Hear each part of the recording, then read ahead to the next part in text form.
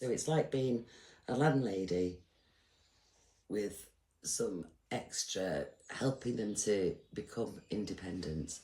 When they first come, the first few months, we're sorting out things like getting them a doctor, a dentist, health checks, things like that, getting them into college. But once they're settled into college, I'm here if they have an emergency or, you know, they're worried about something, I have a chat to them. But I've got time freedom, and obviously I get a little bit of income for doing that as well, which means that I don't have to work. So that supplements my pension, and it's great. So I have my own social worker. So she supports the people like me who provide support to the young people. So she's at the end of the phone. She visits me every 3 months. I talk to her more often than that.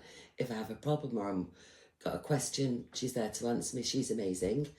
And I also have, not me, but the kids have their own social workers or PAs if they're a little bit older, which means if they have any problems, they've got somebody to talk to, but I'm in contact with those as well, so we work as a team.